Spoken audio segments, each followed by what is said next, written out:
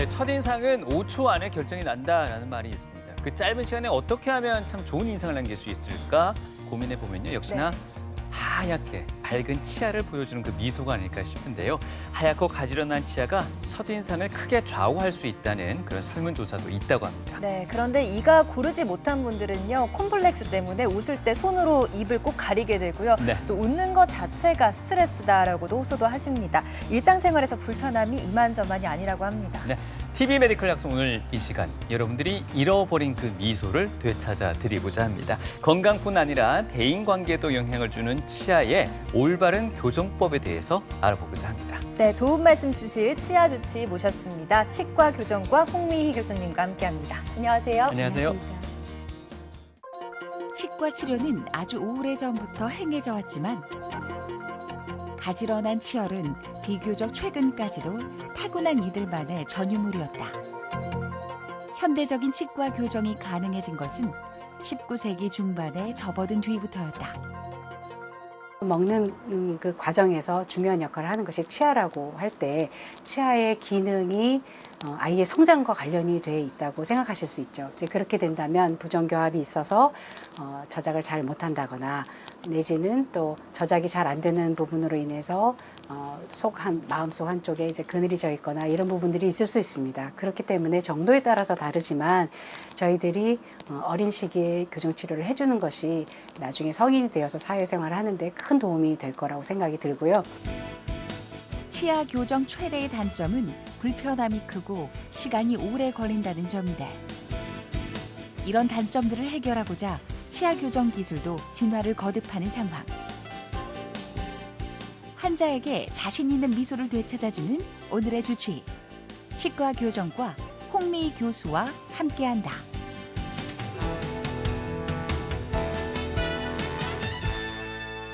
요즘 취업준비생들 치아 교정하는 경우가 많다고 합니다. 이게 네. 바로 첫인상, 면접 첫인상이 아주 중요하기 때문이라고 하셨죠? 맞습니다. 예. 그리고 치아 교정만 했는데도요, 얼굴이 뭐 작아졌다던가 아니면 성형했는 거 아니냐 이런 질문 받는 네. 분들도 많으시다고 합니다. 이 치아 교정이 외모에는 확실히 영향을 주는 것 같은데 이게 또 건강 전반에도 영향을 준다고 하거든요. 어떤 중요한 역할을 하고 있는 건가요?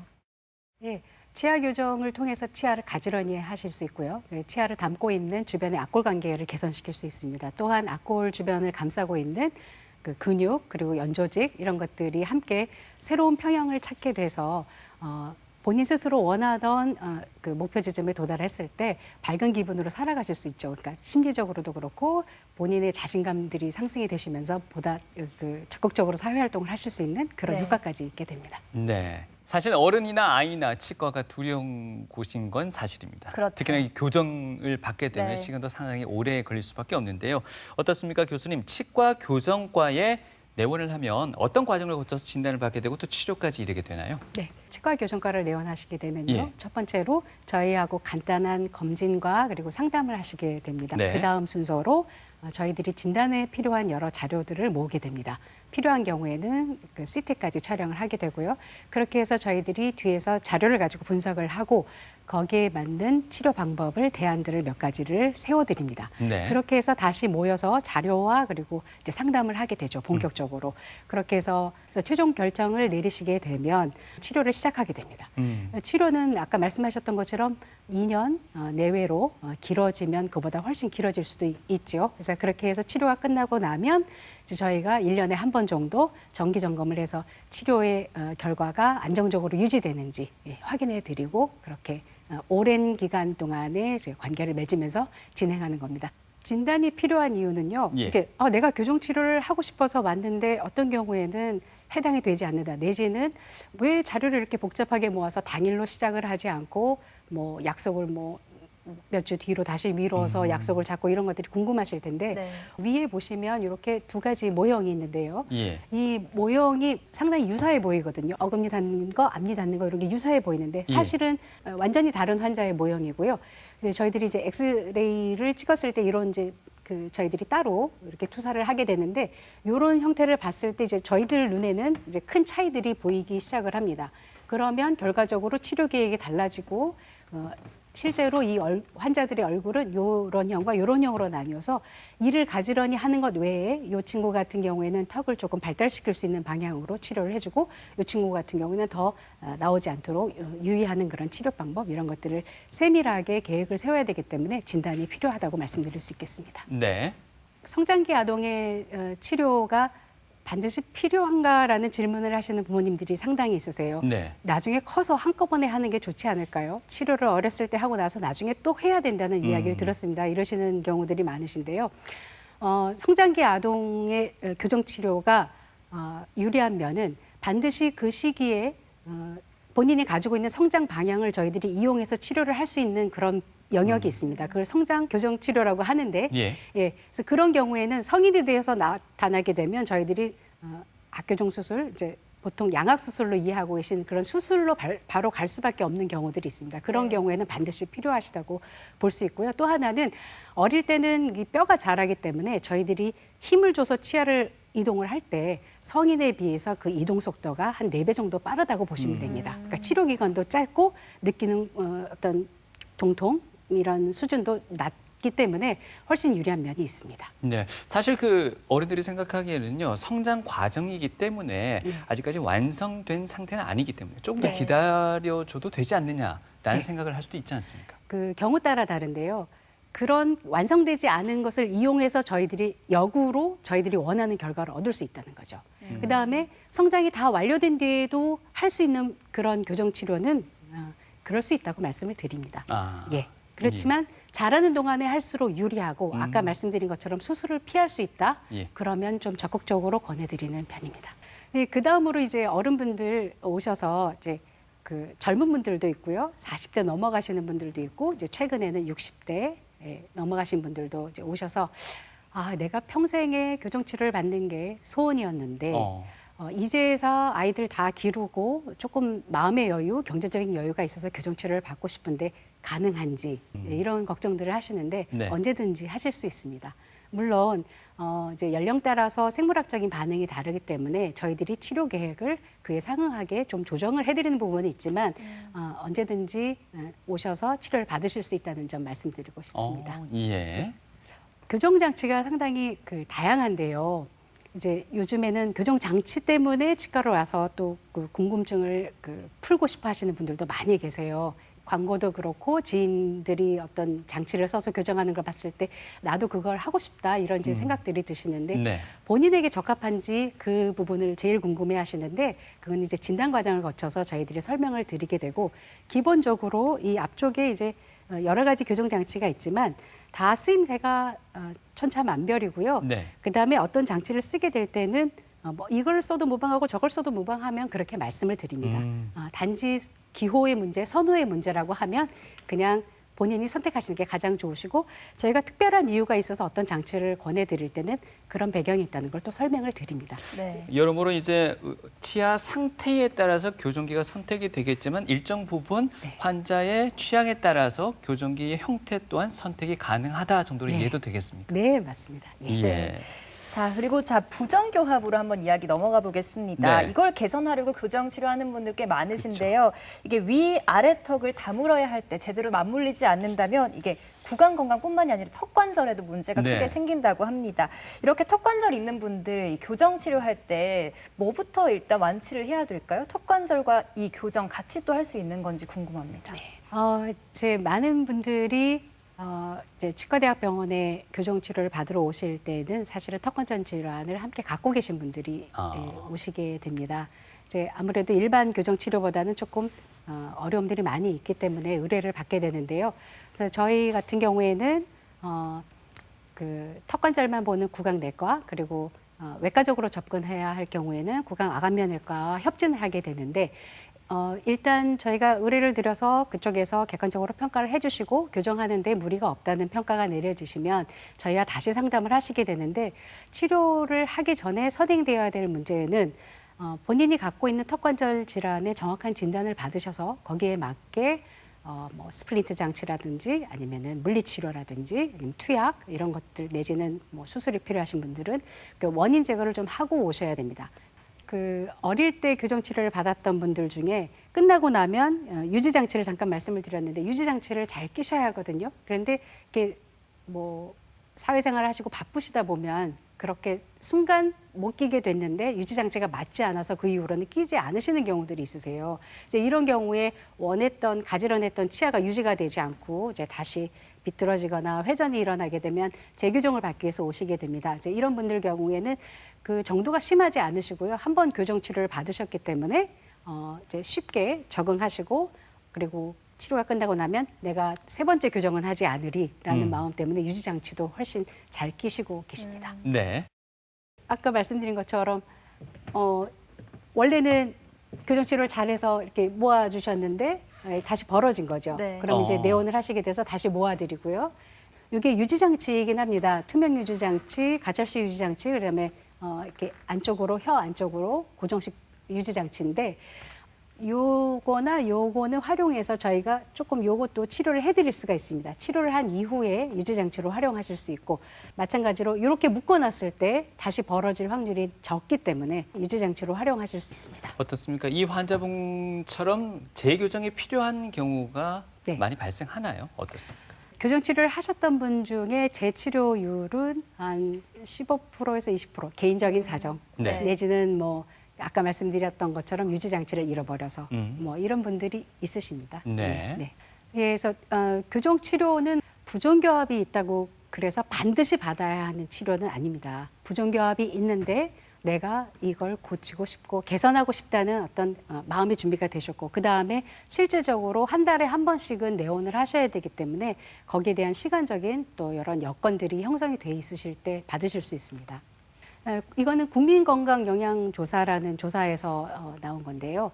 우리나라 전 연령대에 걸쳐서 교정치료를 받아본 경험이 있으십니까? 라는 질문에 연령별로 대답을 해주셨는데 24세가 가장 높은 퍼센티지로 교정치료를 받았던 것으로 보이고요. 이제 이렇게 분포를 보이는데 보시다시피 전 연령대에 골고루 치료를 받으시는 경험이 있으신 걸로 나타났습니다. 어떻습니까? 뭐 완치율이라고 해야 될까요? 만족도, 네. 뭐 치료 효과적인 측면에서도 이 정도 연령대가 가장 좋을까요? 10대는 성장하는 그 속도에 따라서 치아가 이동하기 때문에 훨씬 수월하고요. 20대도 괜찮습니다. 네. 이제 40대 이후에 교정을 하시게 되면 많이 이동 거리가 많은 치료 계획은 저희가 조금 조정을 하지만 아무래도 좀 불편감은 있으신 것 같더라고요. 하지만 어떤 연령대를 떠나서 기저질환이 있다거나 등등의 이유로 네. 교정 치료가 불가능한 케이스도 있을 거 아니에요. 이제 당뇨병들 많이 있으시잖아요. 당뇨. 예, 당뇨가 있으신 분들이 또 가장 두드러지게 나타나는 질환이 치주 질환입니다. 예. 그런데 치주 질환이라는 거는 그 잇몸뼈를 낮추는 거거든요. 그러니까 나무를 보신다면 나무가 이렇게 튼튼하게 흙이 이렇게 덮여 있으면 저희가 그 컨트롤할 수 있는 그런 방향이나 이런 것들이 일정하게 저희가 예측이 되는 반면 나무 끝부분만 이렇게 흙을 잡고 있으면 이렇게 조금 건드렸는데 심하게 흔들리는 거죠. 그러니까 교정 치료를 하는 데 있어서 저희가 각별한 주의가 필요로 하고요. 그럼 교정 치료를 못 하느냐? 그러진 않고 당뇨 수치 그게 조절이 되면서 치주과에서 정기적으로 치료를 받으신다. 그러면은 협진하에 저희가 해드릴 수 있습니다. 네. 일단 교정을 할 수 있는 몸 상태를 만들어 두는 게 또 중요할 것 같아요. 네. 네, 계속해서 아까 교정 치료가 필요한 부정교합 사례를 직접 보면서 설명을 좀 들어볼까요? 네. 네, 이제 어느 누가 봐도 교정을 좀 했으면 네. 좋지 않을까. 좀 많이 해야 될 것 같은데요. 네. 그래서 이제 이렇게 이제 오시는 경우가 있는데 예. 이렇게 확연한 경우가 있고요. 네. 요걸 예로 한번 드려보겠습니다. 그래서 앞니를 옆면에서 바라보신 거예요. 예. 위 앞니하고 아래 앞니신데 이제 저희들이 편의상 이렇게 수평으로 덮이는 부분을 수평피개, 위아래로 덮이는 걸 이제 수직피개라고 합니다. 그래서 가운데가 일상적으로 이제 정상이라고 보시는 부분이라고 물론 약간 틀어지긴 했습니다만 예. 이런 경우가 있는데 이제 위로 보시면은 수직피개가 없는 거죠. 마이너스로 이가 열려 있는 거죠. 그래서 이런 경우를 개방교합, 이제 아래처럼 환하게 웃으셨는데 아랫니가 하나도 안 보입니다. 이런 경우에는 과개교합. 그다음에 이쪽 편으로 보시면 윗니가 앞으로 쑥 나와 있죠. 예. 그래서 이거보다 더 심한 경우들도 많이 있으신데 그래서 앞니가 쑥 나와 있는 경우, 이쪽에는 아랫니가 쑥 나와 있는 경우죠. 거울로 본인의 치아를 보셨을 때 이런 사인들이 있다 그러면은 어딘가 앞골이나 치아가 서로 맞는 관계가 좀 부정교합이 있구나 하는 걸 느끼실 거고요. 이렇게 극단과 극단 사이에 어디인가 있으실 텐데 뭐 요 정도 벌어졌을 수도 있고 요 정도 나올 수도 있고 약간 닿는 정도 뭐 아랫니가 한 반 이하로 좀 내려가 약간만 보이는 정도 이런 경우가 있으실 텐데 이런 그 극단 안에 포함이 되면서 본인이 개선을 하고 싶으실 때 그런 기준으로 선택하시면 될 것 같습니다. 네, 앞서 뭐 대부분의 치아 교정이 이제 부정교합을 치료하기 위한 그런 단계라고 말씀을 해주셨던 것 같습니다. 좌우 앞뒤로 해서 많은 변화가 있던데요. 네. 구체적인 사례를 통해서 조금 더 이해를.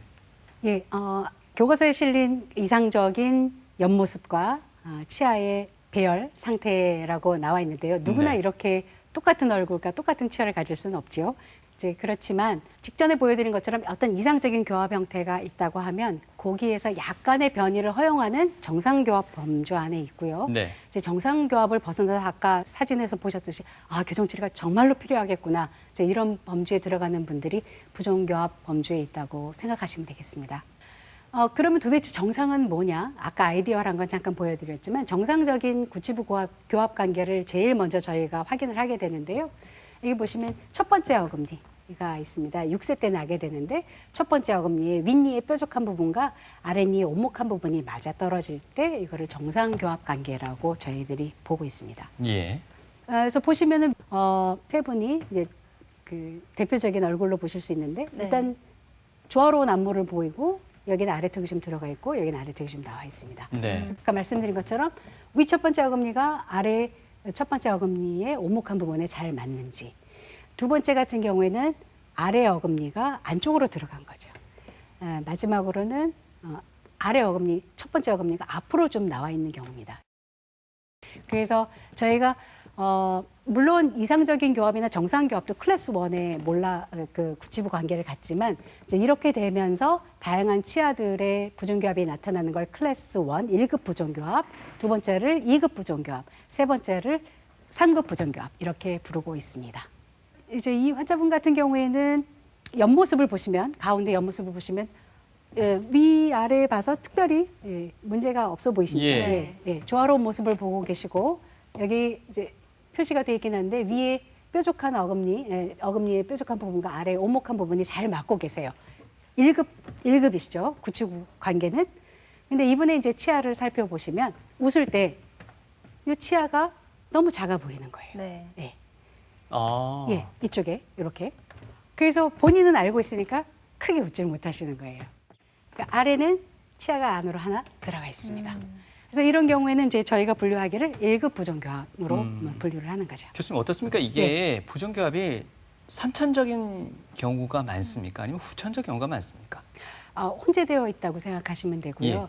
이제 최근에 그 선천적으로 부정교합이 일어날 수밖에 없는 구순구계열이라는 질환은 그 부정교합이 일어날 수밖에 없습니다. 이제 입술 갈라짐, 입천장 갈라짐들이 네네. 일어나서 이제 그런 분들 같은 경우에는 2019년부터 교정이 보험화되고 있습니다. 그래서 그런 분들도 있고요.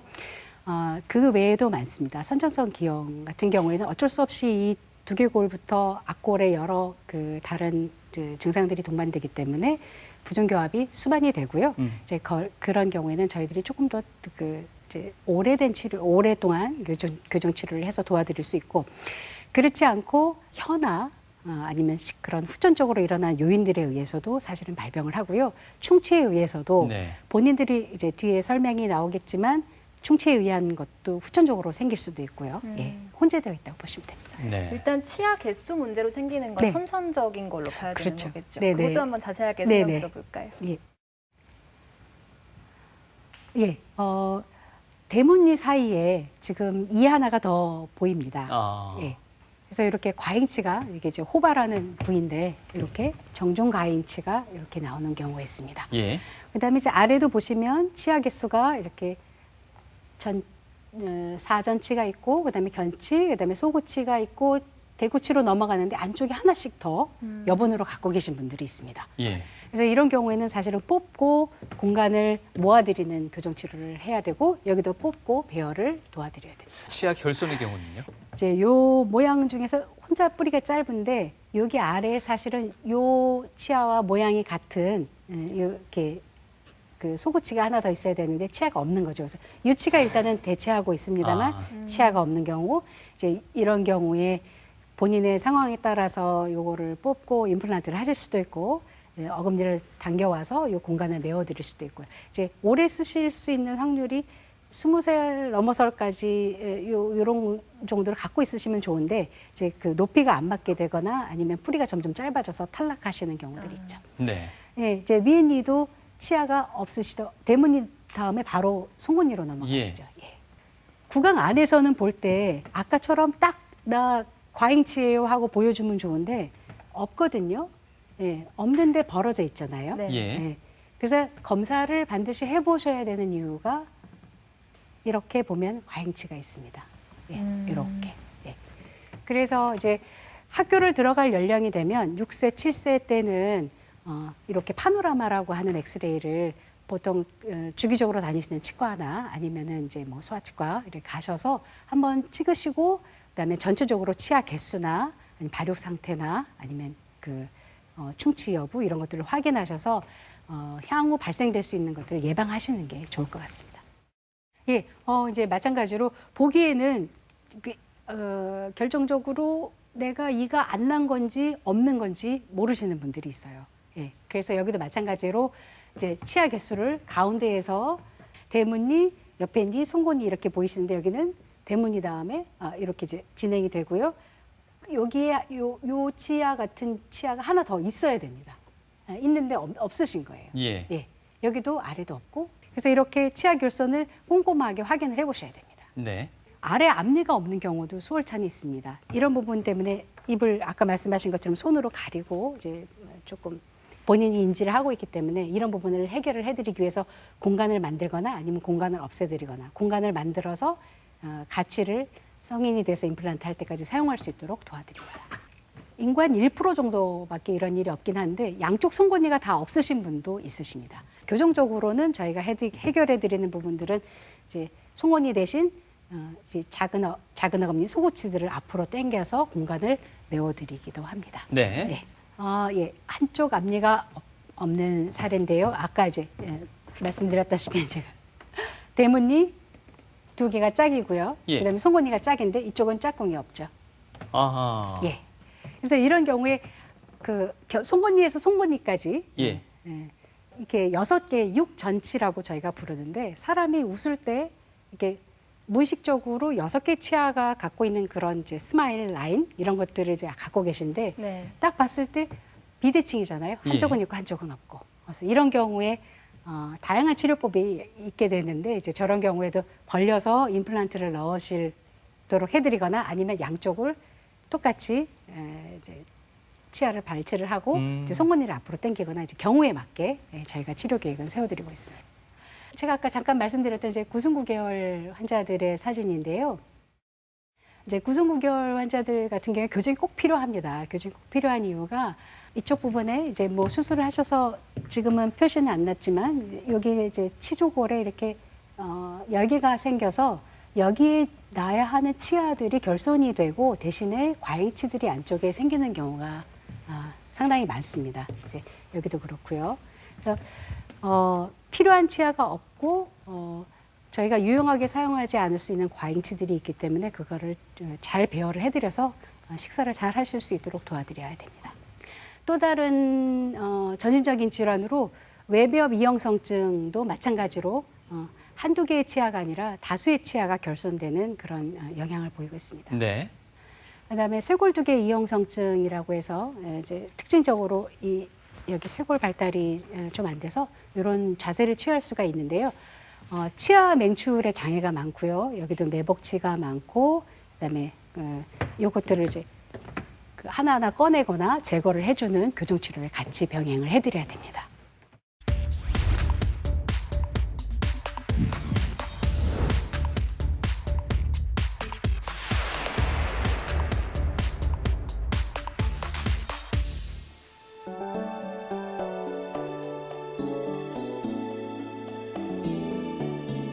영구치가 자라면서 조금씩 심해진 부정교합. 동현 씨는 오랫동안 미뤘던 치아 교정을 재작년부터 시작했다. 중학교? 그때부터 이제 좀 알게 됐는데 사실 크게 불편한 건 없었는데 외관적으로 보기에 이게 너무 이빨이 누워 있다 보니까 이거를 계속 뒀다가는 이게 잇몸으로 이렇게 자꾸 파고든다 이 말을 듣고 그래도 한번 해볼까라는 마음에 그렇게 하게 되었습니다. 교정 전의 모습은 오른쪽 치아가 반대로 맞물린 이른바 옴니가 심한 상태.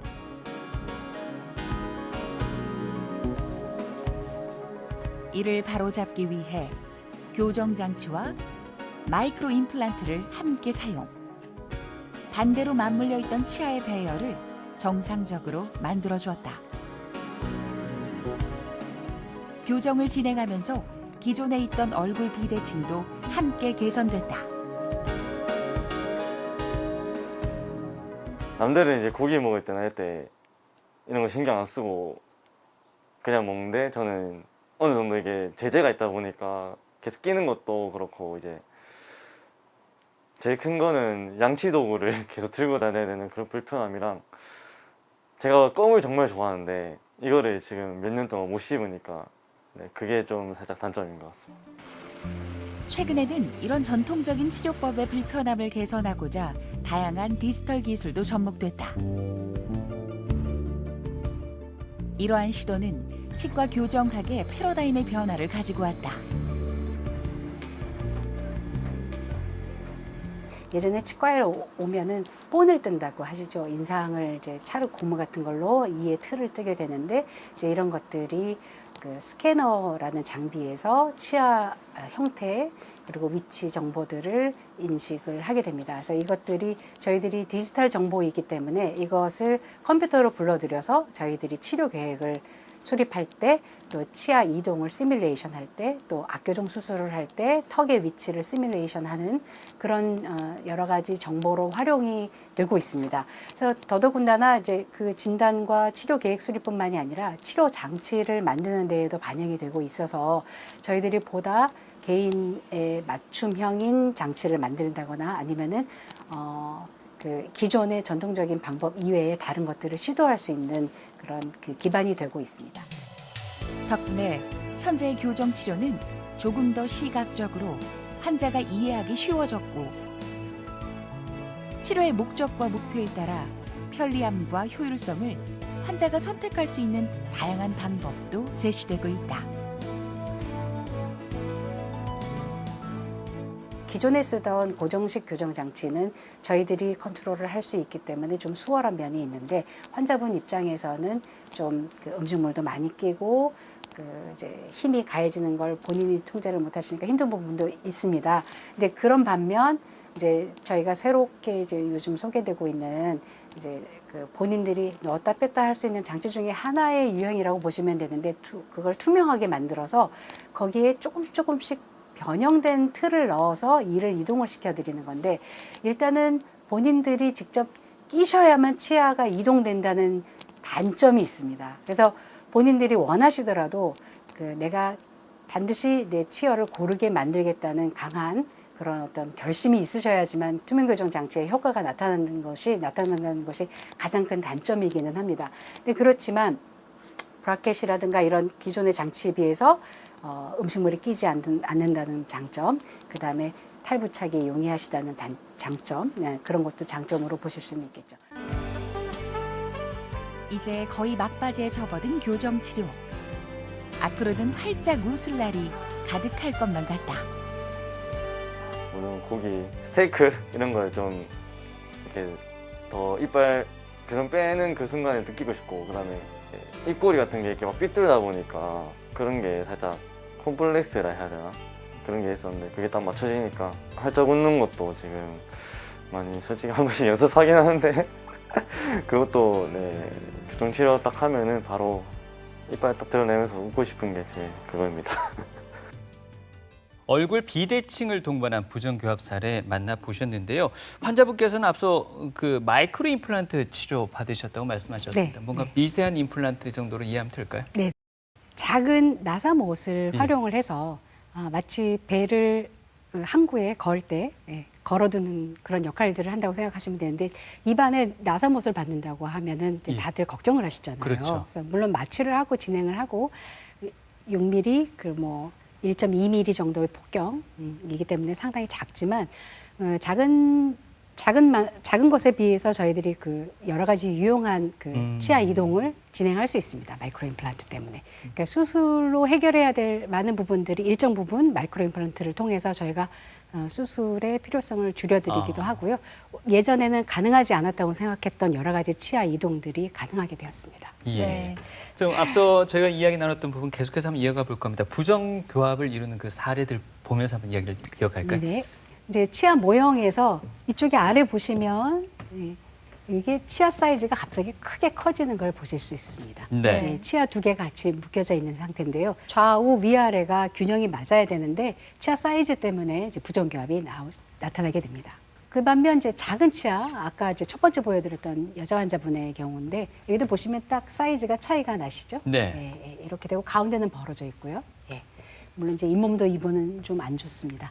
그래서 이렇게 치아 한쪽이 작은 경우에 아까 말씀드린 것처럼 공간도 공간이지만 반사적으로 비율적으로 맞지 않는 걸 느끼시죠. 예. 이제 또 다른 하나가 이 앞니가 벌어져 있는 원인은 상당히 많습니다. 이제 그 중에 하나가 여기 소대라고 입술과 치조골 사이를 연결하는 얇은 조직입니다. 그래서 여기 이 조직이 잇몸 끝까지 이렇게 올라와서 이 사이가 닫아지지 않도록 이제 방해를 하는 거죠. 그래서 이런 경우에는 이제 다 엑스레이 뭐 다 찍고 다른 요인들이 확인되지 않는다면 치아 두 개를 모아들인 다음에 두 개만은 아니고 이제 모아들인 다음에 요 소대를 이제 절제하는 수술을 의뢰를 드리게 됩니다. 근데 이제 저희가 항상 주의를 하는 부분이 8살, 9살, 뭐 때로는 10살 이제 발육 상태에 따라 다른데 이 대문니가 나오고 그다음에 옆에 니 그 전치가 나온 다음에 이제 송곳니는 아직 갈지는 않았는데요. 이제 그림으로 보시면 대문니가 벌어진 이유가 이 송곳니가 발육되는 과정에서 대문니 옆에 있는 앞니의 뿌리를 누르게 됩니다. 누르면 얘들이 이렇게 벌어질 수밖에 없고요. 그 벌어진 힘으로 가운데 대문니의 뿌리를 또 누르게 됩니다. 그래서 일시적으로 나타나는 이런 현상들이 있습니다. 그래서 어글리 더클링 스테이지라고 이름을 붙여져 있어서 제가 이 사진을 넣어드렸는데 요거는 정상적인 일시적인 부정교합 형태이기 때문에 치료가 필요한 건 아닙니다. 다만 송곳니가 다 내려오고 난 다음에도 2mm 이상 정도 벌어지고 있다 그러면은 이런 경우에는 저희가 교정 치료를 해드릴 것을 권해드립니다. 예. 아까 말씀드린 것처럼 그네를 타다가 이제 어린 나이에 유치가 빠지는 경우도 있고 충치가 생겨서 유치를 일찍 잃는 경우도 있습니다. 이제 이런 경우에 인접치아로 이동을 하게 돼서 공간이 없어지는 겁니다. 그렇게 되면은 윗니하고 아랫니가 반듯하게 맞아야 되는 그 중심선이 흐트러지게 됩니다. 그렇게 되면은 치아를 갈고 난 이후 연구치를 갈 때까지도 저희들이 어떻게 손을 쓸 방법은 사실은 없습니다. 그래서 유전치를 잘 관리를 해주셔야 될 것 같고요. 공간 부조화가 있거나 수평표고 문제가 있는 경우에도 공간을 막아주는 그런 방법들을 사용을 하고는 있지만 어찌됐든 유치에 대한 영향도 있다는 걸 말씀드리겠습니다. 여기 보시면은 위에 발육되고 있는 연고치아들이고요. 여기는 이제 작은 어금니가 하나 있어야 하는데 작은 어금니가 충치나 이제 다른 이유로 일찍 탈락이 됐을 때 뒤에 이들이 밀리죠. 뒤에 이가 밀리면 이 연고치가 내려올 자리가 없어지게 되는 겁니다. 그래서 여기는 이제 모형으로 보시면 유치고 유구치가 하나 더 있어야 하는데 일찍 빠졌죠. 이제 대부분 충치인데 유구치의 경우에는 어금니가 쓰러지고 아래에 있는 이가 올라올 공간이 없어지는 겁니다. 더불어서 올라올 공간이 없는 것뿐만이 아니고 요치아하고 요치아가 부딪히게 되면 요치아의 뿌리가 상하게 되죠. 유치 자체가 빠지지 않으면서 자리를 오래 지키고 그다음에 연구치가 올라오지 않는 그런 일들도 같이 발생할 수 있습니다. 그 소아 교정 환자 중에 많은 부분을 차지하는 경우가 초등학교 1학년까지는 귀여운 상태로 봐주시다가 2학년쯤 왔는데도 안 나오고 3학년 올라가야 되는데 이가 여전히 하나인 친구들이 걱정이 많습니다. 그래서 이런 경우에는 다양한 원인들을 생각해 보셔야 됩니다. 내분비 이상이 있을 수도 있고요. 연구치 선천적 결손이 있을 수도 있고 과잉치 아까 말씀드렸고요. 그다음에 점막 자체가 두꺼워서 뚫고 나오지 못하는 경우도 있습니다. 아까 말씀드린 것처럼 이제 낭종이 생길 수 있습니다. 낭종이 악골 안에서 발생해서 맹출 자체를 방해를 합니다. 그래서 대칭으로 보시면 되는데 한쪽은 이가 나왔는데 반대쪽이 나오지 않는 기간이 6개월을 넘어가게 되면 반드시 치과를 내원하셔야 됩니다. 그래서 이쪽이 나오지 않는 이유를 엑스레이를 찍었더니 이렇게 치아가 둥둥 낭종 속에 떠 있는 거죠. 또 이제 아까 말씀드린 것처럼 저학년에는 앞니가 안 나오는 이유로 많이 오고요. 5학년 전후로 4학년, 5학년, 중학교 초반까지 송곳니가 나지 않아서 기다리고 기다리다가 예, 치과를 갔는데 송곳니가 여기에 위치하는 겁니다. 예, 이쪽은 잘 났죠. 예, 이쪽은 잘 났고. 네. 말씀드린 바처럼 6개월을 넘어가서 양쪽이 동시에 나오지 않는다면 반드시 검진을 받아보시는 게 좋습니다. 지금 하늘로 위로 솟아오르고 있는데 예, 여기 보시면은 머리가 여기 있고요. 뿌리가 이 방향으로 내려오고 있습니다. 예. 송곳니가 제일 늦게 나는 위에 특히 윗니 송곳니가 늦게 나기 때문에 자기 자리를 못 찾고 다른 방향으로 나는 경우도 있습니다. 그래서 이렇게 순서가 바뀌는 경우를 전위라고 하고요. 마찬가지로 엑스레이를 보시면 원래는 여기로 나야 되는 송곳니가 지금 두 작은 어금니 사이로 예, 나오고 있습니다. 또 하나 저희가 걱정이 심한 것이 치아가 이렇게 높이가 낮으면서 밑에 뼈가 이렇게 높이가 낮은 걸 보실 수 있죠. 유치던 영구치던 치아와 앞골 사이에는 치주인대라는 완충작용을 하는 것들이 있는데 그 일부분이 구멍이 나거나 아니면 그 부분적으로 뼈와 그대로 유착이 되면서 아이들은 자라면서 이렇게 수직 성장을 뼈가 하게 되는데 그 치아는 그 수직 성장을 하지 못하고 주변부하고 달리 깔아앉는 것처럼 보이시게 됩니다. 네. 예. 치아의 맹출과 탈락 이상 아까 말씀드린 것처럼 안쪽으로 났는데 얘는 유치예요. 유치가 자리를 안 비켜주니까 영구치가 지금 안쪽으로 자리를 찾아서 나온 거죠. 네. 그러면 유치를 뽑고 요 치아들을 제자리로 보내드려야 됩니다. 그 외에도 계속 보여드렸던 것처럼 앞니 사이가 벌어지는 경우 다양한 원인이 있으실 수 있고 이렇게 나비 모양처럼 틀어져서 걱정하시는 분들도 계시고 이게 송곳니 매력으로 보시는 분들도 있지만 이쪽으로 올라와서 잘 닦이지 못하지요. 염증도 나시고 예, 미소에도 좀 그러시고 여기도 예, 이가 이렇게 자리가 없는 경우도 있습니다. 네. 네. 치아 문제에서 시작된 부종교합 특징들, 증상들 하나하나 자세하게 알아봤고요. 네. 이번에는 턱의 문제로 넘어가 보겠습니다. 이 위턱과 아래턱의 문제는 또 어떤 부종교합으로 이어지나요? 네. 사람의 얼굴을 이제 도식화한 모형인데요. 이제 두개골이 있고요. 그 다음에 위턱 그리고 아래턱, 위턱에 딸린 그 치조골, 아래턱에 딸린 치조골입니다.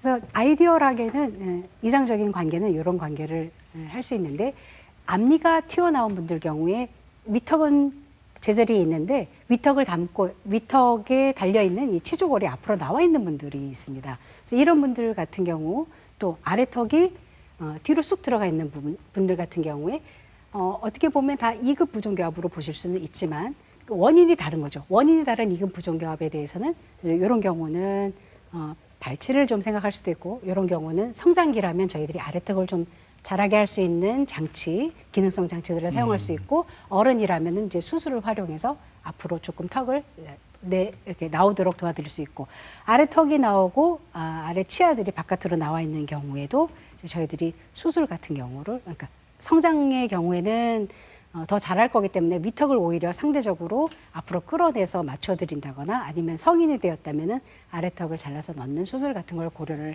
하게 됩니다. 그래서 대표적으로 이제 성인이라고 생각을 하시면 이제 조화로운 모습, 그다음에 턱이 들어간 경우, 그다음에 턱이 이제 이렇게 나온 경우 교정치과를 찾으시게 되죠. 이제 문제를 해결하고 싶으셔서 그렇다면 성장기에 오셨다 그러면 저희들이 아까 말씀드린 것처럼 성장 피크를 따져서 아이가 어느 지점에 와 있는지 저희가 성장 조절을 해서 위턱과 아래턱의 조화를 맞출 수 있는지를 살피게 되고요. 성인으로 오신다 그러면은 이제 성장이 다 끝나셨기 때문에 악교정 수술을 생각할 수밖에 없게 되는데 그런 경우에 아래턱을 조금 짧게 해서 썰어서 이제 뒤로 이렇게 넣는 그래서 넣게 되면은 안무가 훨씬 자연스러운 형태로 이제 바뀌시게 됩니다. 네. 이제 또 아까 이제 3차원 쪽으로 다양한 부종교합이 있다고 말씀을 드렸는데 앞뒤로 나오는 것뿐만이 아니고 이렇게 위턱이 아래로 쑥 내려온 분들이 있으세요. 그래서 이런 경우에는 잇몸이 웃으실 때 잇몸이 많이 보이는 네, 거죠. 이제 저희들 쓰는 용어로는 검피 스마일 그렇게 얘기를 하는데 그런 경우에도 위턱을 잘라서 올려드리면 웃으실 때 이렇게 자연스러운 미소가 나올 수 있도록 도와드리기도 합니다. 네. 앞서 그 아래턱이 좀 들어간 경우도 그림을 통해서 확인을 네. 할 수가 있었는데 아래턱이 들어간 거랑 무턱이라고 하나요? 네. 아래턱이 없다고 표현하는 거랑은 어떤 차이가 있습니까? 이제 들어간 정도에 따라서고요. 그 방향, 이 턱 끝과 턱 자체는 사실 분리를 하셔야 되는데 예. 턱이 뒤로 많이 갈수록 무턱의 느낌이 나시죠. 예. 그런 경우에는 수술을 통해서 턱을 더 늘리기도 합니까? 예, 그러니까 슬라이드 보시면 여기 아까 제가 어슷 썬다고 말씀을 드렸잖아요. 예. 어슷 썰어서 튀어나온 분들은 겹쳐서 해드리고 예. 그 다음에 많이 들어가 있는 분들은 여기를 좀 이렇게 벌려드리는 거죠. 그럼 이제 뼈가 차오르겠죠. 이렇게 앞으로 보내드립니다. 예. 예. 이런 수술을 통틀어서 양악 수술이라고 예, 하나요? 이제 저희들은 악교정 수술이라고 하고 양악이라고 했을 때는 위턱, 아래턱. 그런데 아래턱 하나만 할 때도 그냥 편하게 이해하시기 쉽게 양악이라고 말씀을 드리기는 합니다. 더 정확하게 하자면 하악. 악교정 수술이죠. 예, 그렇죠. 예, 이제 하악 수술법의 이름은 다 따로 있고요. 이제 이해하시기 쉽게 악교정 수술 내지는 양악 수술이 필요하십니다. 그런데 그렇게 양악이라고 해도 한쪽만 하실 수도 있고요. 네. 주변에서 또 종종 하는 분들도 있으시고 연예인분들도 많이 하시는데 이게 정말 많이 힘들다고 하더라고요. 일상생활로 복귀는 어느 정도 걸릴까요? 지난주에 오셨던 분이 고민이 많이 되셨나 봐요. 네. 꼭 하고는 싶은데 결정을 못 내리시는 거예요. 말씀을 들어보니 지인들하고는 말씀을 나누셨습니까? 했더니 악교정 수술을 받았던 모든 사람들은 추천을 하신대요. 근데 이제 직업에 문제가 있어서 오래 쉴 수가 없습니다. 그러셔서 저희가 입원을 하는 기간이 일주일을 넘지 않으십니다. 병원 따라 사정은 조금 다른데 뭐 1박 2일 만에 퇴원하시는 분들도 있고 이제 처음으로 이제 전신 마취를 하시게 되니까 첫 일주일이 좀 힘드시고요. 붓기는 약간 조금 더 진행은 있지만 일상생활이 뭐 팔다리가 문제가 있으신 건 아니니까 예, 그런 부분은 문제는 없으실 걸로 알고 있습니다. 네.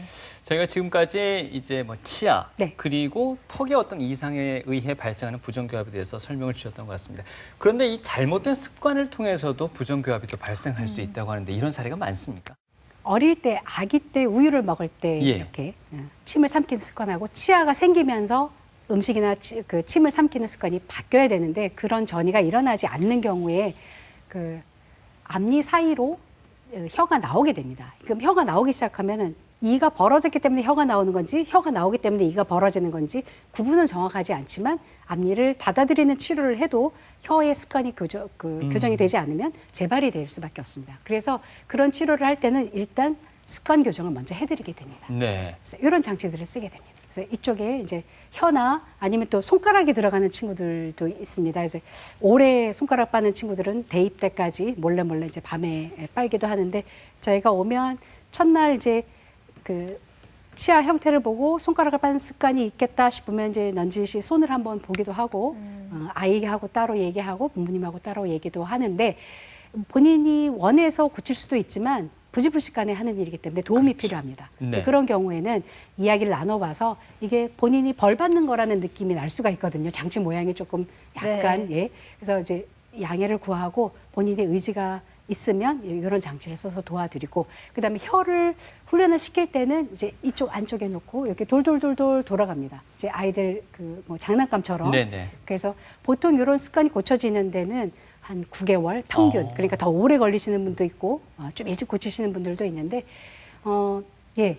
치료의 결과를 유지하기 위해서라도 이런 치료들이 먼저 선행이 돼야 합니다.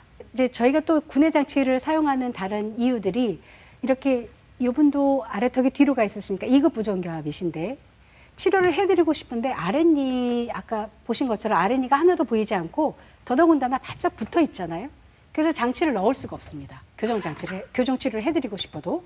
예, 그래서 이런 경우에도 위하고 아랫니가 떨어질 수 있는 장치를 넣고 거기에서 치료를 해드리게 됩니다. 코가 막혀서 숨을 못 쉬는 나이가 초등학교 고학년쯤에 좀 많은데요. 이제 입 안에 아데노이드라는 조직이 있습니다. 이제 숨길 가는 길이 있는데 그때가 12살 전후로 가장 큰 사이즈이고 코가 잘 막히기도 하고 알러지성 비염이 있는 경우도 있는데 그런 기간이 일시적으로 오는 건 괜찮지만 장기적으로 오는 경우에는 이제 이런 형태의 얼굴이 드러나게 되는데 일단 길어 보입니다. 길어 보이고 이제 눈에도 특징적인 것들이 있는데 이제 개인 뭐 정보 때문에 가리긴 했지만 눈도 특징적으로 이렇게 흰자위가 보이고 인중이 길고 입을 벌리고 입을 벌려야 하시니까요. 벌리고 그다음에 혀는 아래로 떨어지고 옆면에서 보면 이제 그야말로 무턱이죠. 네. 이런 형태로 나타나게 됩니다. 그래서 이런 경우에는 일단은 저희가 교정적으로 해결을 못 해드리는 건 아니지만 숨길이 트여야 되기 때문에 이비인후과하고 협진을 해서 치료를 해드리게 됩니다. 예, 아까 말씀드렸던 것처럼 아래턱이 짧은 그런 형태의 환자들 같은 경우에 장치를 넣을 공간이 없습니다. 그래서 위에 이런 장치를 일시적으로 넣어드리고 아래 브라켓을 다룰 수 있는 공간을 확보해내고 그리고 나서 치료를 하게 됩니다. 아래턱이 좀 뒤로 가 있는 경우에 저희가 성장의 힘을 이용하는 여러 장치들이 고안이 되어 있는데요. 예. 그 중에 하나고요. 그래서 이런 장치 좀 부피가 있는데 이제 이런 것들을 끼워서 아래턱이 조금 더 그 아래턱이 자라나는 시기가 있는데 그 시기에 조금 더 자랄 수 있도록 더 활발하게 자랄 수 있도록 도와주는 기능성 장치들입니다. 그래서 교정 치료를 하러 갔는데 붙이지 않고 이런 장치를 써서 치료를 한다 그러면 성장 교정을 하는구나 이렇게 이해하시면 됩니다. 끼웠을 때는 이렇게 됩니다. 몇몇 사진들을 보면요. 네. 이게 완치가 될까 싶은 것들이 또 되는 걸 보면 참 기술 발전이 대단하다는 생각이 예. 드는데 예. 그래서 과거에는 치료가 불가능했던 것들이 이젠 또 가능해진 것들도 많을 것 같아요. 예, 그렇습니다. 이제 아까 말씀드렸던 마이크로 임플란트, 예, 그런 것들이 그렇고요. 네. 이제 또 컴퓨터라든지 AI라든지 이러한 신기술들이 치과 교정계에도 접목이 되고 있어서 그런 것들을 활용해서 보다 효율적이고 보다 효과적인 교정 장치들 개발이 끊임없이 이루어지고 있습니다. 그래서 이 환자는 7군데 교정치과를 돌면서 치료가 불가하다고 이렇게 의견을 받으셨던 환자분이 마지막으로 치과대학을 찾아왔던 거죠. 교정치료를 꼭 받고 싶다. 위에 앞니가 저렇게 벌어져 있는데 60대이셨고요. 은퇴 이후에 청소년들을 도와주는 그런 일들을 하고 있는데 사람들이 본인을 저 앞니 때문에 좀 저평가하는 그런 기분이 있다. 그래서 이걸 조금 고치고 싶다 그러셨어요. 그래서 다른 형태를 보니까 이제 이도 없으시고 잇몸뼈가 많이 내려가서 이렇게 구멍들도 보이고 그래서 위에서 내려다 보면은 이게 치료도 많이 받으셨어요. 치료도 받으셨고 벌어져 있고 이런 상태는 좋지 않으셨습니다. 예, 63세셨고요. 이제 앞니를 닫아달라. 이제 이게 주 원인이었는데 잇몸 상태가 상당히 안 좋았던 게 이제 문제였죠. 엑스레이는 찍었고요. 분석하였고 요게 치과대학병원의 치주과에서 보내진 치주 차트인데 빨간색 이렇게 빨간색으로 있는 부분은 상당히 안 좋은 부분입니다. 이렇게 해서 교정 치료를 하다가 이가 너무 흔들려서 빠질 가능성이 예. 높은 거죠. 그래서 이 환자분은 모든 마음을 내려놓고 한번 시도만 해봐달라고 말씀을 하셨고 저희가 중간에 빠질 수 있다는 설명을 드리고 방법을 찾은 것이 이제 아까 보여드렸던 이제 투명 교정의 일환인 어떤 이제 치료를 하게 되는데요. 저희들이 이제 전통적으로 이를 치아에 본을 뜬다 그러면 이렇게 알지네이트를 써서 본을 뜨게 되는데 이렇게 스캔을 뜨게 됩니다. 스캔을 떠서 치아의 모형을 디지털 정보화 시키고 그 디지털 정보를 통해서 모형을 아까 제가 석고 모형을 보여드렸지만 이렇게 3D 프린터로 이렇게 여러 단계 조금씩 바뀐 여러 단계의 치료 계획을 수립을 해서 프린트를 하고 여기에다가 투명 교정 장치를 찍어내서 단계별로 이제 하나하나 끼면서 치아가 이동하는 거를 치료하는 그런 과정이 되겠습니다. 네. 그래서 이분이 교정 치료를 받고 있음에도 아무런 장치가 없으시잖아요. 예. 특히 첫 번째 달에는 아무 장치가 없고요. 이제 3개월이 지났을 때 조금 바뀐 걸 느끼실 수 있을 겁니다. 일단은 앞니가 벌어져 있는 부분에 있어서는 큰 변화는 솔직히 아직은요. 못 느끼겠고요. 예, 아직은요. 예. 근데 이제 여기 사진이 잘 보이시지 않겠는데 작은 이런 손잡이 같은 레진 이 색깔처럼 보이는 손잡이들이 있고요. 이걸로 치아 이동을 조금 더 원활하게 진행을 하는 상태입니다. 5개월 보시면은 예, 조금 아까보다 조금 낫죠. 네네. 특히 이제 이쪽 부분에서 보시면 제가 뒤로 갔다가 3개월에서 5개월로 오면 이렇게 바뀌는 걸 보실 네. 겁니다. 예, 조금씩. 이제 8개월쯤 됐을 때 사진입니다. 그래서 이 사진에서 이제 비교를 해드리면 이게 치료 전이고요. 8개월쯤 됐을 때입니다. 치료 전이고요. 이렇게 삐뚤빼뚤했던 치아들이 네. 가지런하게. 여기 막 공간 있고 튀어나왔던 치아들이 각도를 조금 이렇게 오므려지는 각도를 보실 수 있고요. 이쪽에도 물론 이제 빠진 치아는 어떻게 할 수는 없지만 이게 뻗어졌던 치아들이 이렇게 진행되는 것을 보실 수 있습니다. 그래서 7군데에서나 치료가 불가하다고 하셨던 분인데 어떤 또 다른 툴, 또 다른 도구를 사용해서 이 환자분에게 희망을 드렸다는 그런 어떤 자부심, 예, 그런 걸 좀 배워온 것 같습니다. 네. 네, TV 메디컬 약수원 오늘 이 시간 부정교합의 원인과 교정 치료에 대해서 자세하게 알아봤습니다. 네. 자, 끝으로 당부하실 말씀 있으실까요?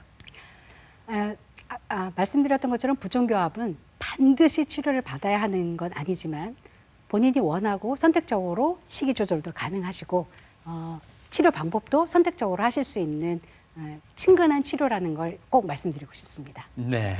네, 고민 있을 때 습관적으로 턱을 이렇게 괴는 그런 습관 가진 분들 계실 텐데요. 네. 이게 턱에도 안 좋은 영향을 미칠 뿐만 아니라 심각할 경우에는 척추 질환까지도 유발할 수 있다고 합니다. 네. 오늘부터 손 빼고 고개를 반듯하게 세울 수 있는 생활 습관도 꼭 연습해 보셔야 될 것 같습니다. 네, 치아와 턱의 균형을 잘 맞춰서 환하고 또 건강하게 웃을 수 있는 방법 알려주셨습니다. 네. 치과 교정과 홍미희 교수님과 함께했습니다. 고맙습니다. 고맙습니다.